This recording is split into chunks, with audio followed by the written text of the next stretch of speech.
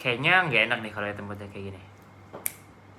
Halo Pak Ari dan teman-teman, perkenalkan nama saya Naufal Syawan dengan NPM 2006576294 dari program studi teknik industri angkatan 2020, kelas interpersonal skill Selasa pagi.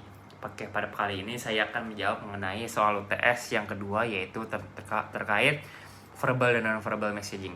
Sebenarnya verbal dan non-verbal messaging itu apa sih? Jadi verbal dan non-verbal messaging itu merupakan suatu hal bagaimana caranya untuk bisa menginformasikan atau mendeliver informasi kepada receiver dari narasumber ataupun source yang dimiliki dalam suatu percakapan tertentu. Seperti contoh kalau misalkan ada dua orang yang sedang ngobrol atau berdiskusi dan mereka saling bertukar informasi, maka yang memberikan informasi itu berupa source dan yang menerima itu berupa receiver, dan informasinya itu yang bersifat message. Dan biasanya itu berdasarkan teori ilmiah yang ada di kelas interpersonal, yang paling penting itu sebenarnya ada di communication modelnya, review of interpersonal communication model, dan ini merupakan contohnya.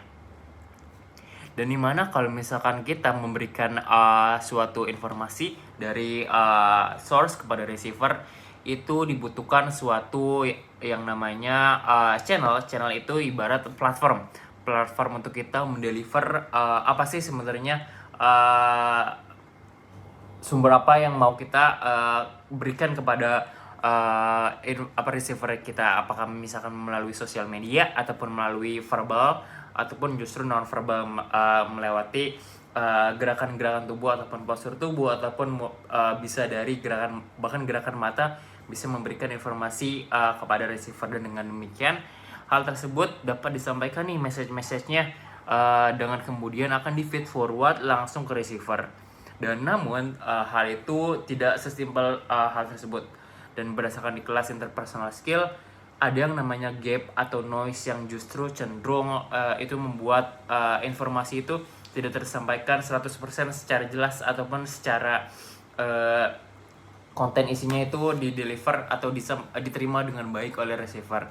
Nah, dengan demikian ada yang namanya teori efektif verbal messaging, yaitu ada beberapa poin atau perspektif yang bisa digali secara lebih dalam lagi berdasarkan cara prinsip efektif verbal messaging, yaitu ada di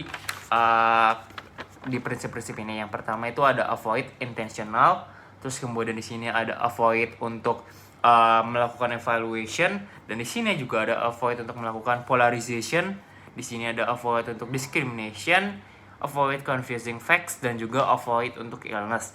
Nah, dari sini sebenarnya yang penting itu adalah di bagian avoid untuk melakukan confusing facts and inference, dan juga avoid untuk melakukan intentional dan discrimination. Kenapa hal tersebut dapat dikatakan penting? Karena sejatinya apapun informasi yang kita berikan kepada receiver itu tuh harus berdasarkan fakta dan tidak hanya berupa asumsi saja. Kalau misalnya pun hanya berupa asumsi ataupun pendapat, itu harus disertai dengan kalimat misalkan menurut saya nih, atau misalkan dengan menurut pendapat saya, karena kesalahan informasi itu sangat besar probability-nya diterima oleh receiver kalau misalnya kita tidak secara serta-merta jelas memberikan keterangan detail informasi tersebut. Dan avoid intentional dan avoid discrimination ini menandakan kalau misalkan kita itu tidak ada maksud tertentu kalau misalkan untuk memberikan informasi, karena kita hanya punya maksud dengan demikian untuk memberikan informasi, itu otomatis punya maksud yang tidak terselubung lah, karena discrimination atau intentional ini bersifat benefit oriented, dan sehingga untuk melancarkan efektif verbal messaging dengan orang lain merasa nyaman ataupun dapat menerima informasinya dengan jelas, otomatis mereka harus menerimanya dengan sikap yang leluasa ataupun dengan lapang dada, tanpa mencurigai kalau misalkan si source ini itu memberikan informasi, ternyata mereka ada maksud tertentu, sehingga detail-detail informasi atau message-nya itu tidak tersampaikan dengan jelas. Dan sehingga ada yang dinamakan oleh stage of perceptions.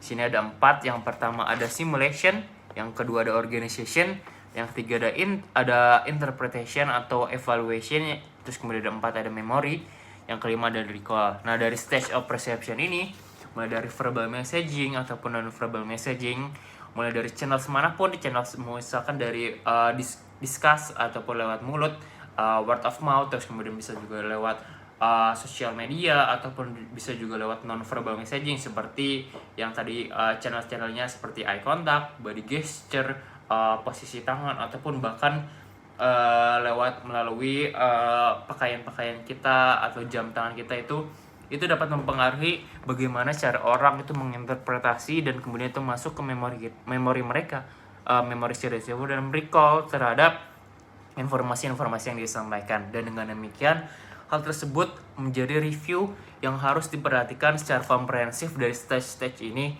yaitu kalau misalkan informasi yang dimiliki itu yang diberikan dan juga diterima itu harus serta-merta jelas kebenarannya dan berupa fakta, tidak cuma inference, dan avoid intentional discrimination dan prinsip lainnya, agar sehingga kalau misalkan nanti message-nya itu di recall di memori itu kembali terrecall dengan baik, kembali terrecall dengan hal-hal yang positif tanpa mengingat hal-hal yang justru hanya sebuah kesalahan ataupun misinterpretasi. Dengan demikian ini tuh sangat membantu kalau misalkan nanti bekerja di dunia profesional ataupun mahasiswa.